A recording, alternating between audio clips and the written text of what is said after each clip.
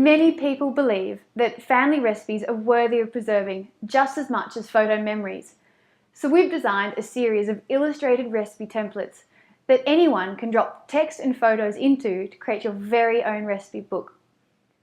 Our recipe Quickbooks and artwork make it easy for you to lay out and print your signature dishes, family favourites, and collections from your friends' kitchens in a single stylish recipe book. When you download Momento's free software, it comes with the classic recipe embellishment pack installed. It includes a quick book that can create an instant book design, as well as a library of page layouts, backgrounds, and artwork, which you can mix and match as you please. You can also download more embellishment packs via the Updater panel in the software. Here's our In the Kitchen embellishment pack design and my favourite watercolour recipes that actually includes 2 quickbooks, Tutti Frutti and Delish. Starting at $25 for a 10-page small book, personalised recipe books make great gifts and prizes for fundraisers. Orders of 1 to 50 copies are produced in 14 days, but we need a few more days when printing 50 to 300 copies. Our recipe books are produced as premium hardcover spiral books with a laminated cover for easy cleaning. We offer 5 paper options, including a thick satin and art stock, but those with gourmet tastes will love our laminated gloss stock. We launched our recipe products at our A Piece of Cake event in June. The fabulous food photographer Penelope Beveridge presented her top tips for food photography and styling, and then we all indulged in cake and champagne. We wanted to share some of this with you, so here's a slice of the action. Enjoy! When you're actually designing a cake, this particular one now, the chocolate's lost it. It doesn't have any sheen. With photography, you can put a bit of sheen on by using a bit of steam. That will bring back the sheen on your chocolate. Sometimes we even cheat a little bit and we might even paint. Sometimes I paint with apricot jam just to put a glaze, like a little bit of glaze. It just depends when we're the look. If you make it way too shiny and you've got lights on it, it can be very distracting. You'll have way too many highlights. Chocolate will also look shinier if you've got dark background. It just pops out a lot more. Selecting your prop, be careful that you don't select a colour that will distract from the chocolate cake or whatever that you're shooting. I would normally not have that base underneath because, again, it's not noticeable so much when you're away, but the camera will pick it up and the lights will pick it up. If you're using natural light, it's best with natural light or any lights. The rule of thumb with food photography is go 2 o'clock or 10 o'clock. So if you're shooting, it's best to have the light coming from 2 o'clock or 10 o'clock. Too much front light is very ugly on food. It flattens the food. So if you need more light, what we generally do is we have reflectors. So if I had lots of shadows, and those shadows are being caused from downlight. So if you're in a restaurant and you're finding that it's making your food ugly colour or you're getting ugly shadows, the best thing to do is try and stop that. You can pick up the menu or anything and try and stop that. Although it must look quite funny when people... I've done it, but yeah. Okay. How much does a reflector like that cost? You can get these off eBay, it's really cheap. Yeah. These are great. You can get them in smaller sizes too, so you can have one that you can throw in your handbag if you want. If you don't have a reflector, white cards, black cards. I've also got a black board, and black board's also quite good if you want to darken areas as well. So I'll just show you from the front. Hopefully I'll try and pick up the light here. I'm using the silver. Can you see the difference? For the human eye, round is very attractive. Be careful about square plates because you're in a format that's rectangular, and as soon as you put the square into that format, you start cutting your composition of your page up, and it can start, if you can't get the plate in. So my suggestion, unless you're doing an Asian theme which has that square look, my suggestion is to try and pick round things.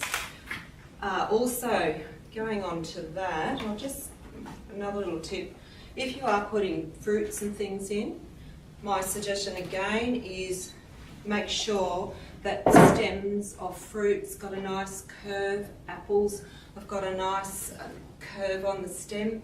These are the sort of things when you're picking your fruit or picking your produce to use in a photo shoot, that it looks attractive to the eye, and little detail like that can make a huge difference. If you just go and pick an apple up and it's got a straight stem, if you shoot that, then shoot another one that's got the nice stem. If you're lucky enough, it might even have a little leaf on it. That's going to look so much more juicier and more delicious. Again, if you're shooting fruit, it's good to have a spritzer. And if you want to retain some of that look, you can actually paint using either something like this or a tiny little thin paintbrush. Don't use something like that, which a lot of chefs do. And then you would just put that on, and then just go over the areas that you'd like a little bit of sheen to come up. That's oil. Okay. Now we're up nice and high, and you have to imagine that I've got a beautiful tabletop here. It's got a nice wooden rustic one. And if I was looking at adding props, I'm only again adding props to support the final narrative, visual narrative that I want. So if I want this to look like I've just made it, well, I might have something in the background that's a bit of chocolate that's maybe dripping off a spoon. Anything that you put at the front, you've got to make sure when you look through the camera that you are not it's a distraction from the actual food, and it's not creating a barrier. Okay, you'll find with a lot of food photography, flatware that's used is always pointing towards people, whereas we're used to sitting down at a table and we'll see our knives and forks will be this way. But unless it's got a beautiful handle or something that we want to show, generally we have fork going that way, knife going that way. We tend not to have anything going too straight, and with any sort of composition, it's best to be odd numbers, so 3, 5, 7, 9. Depending on the look, sometimes it's best to be minimal, have a sort of minimalist look. Maybe 3 objects would be max in a shot. But, sometimes clutter works well too. So it depends on the style that you're going for. With flatware,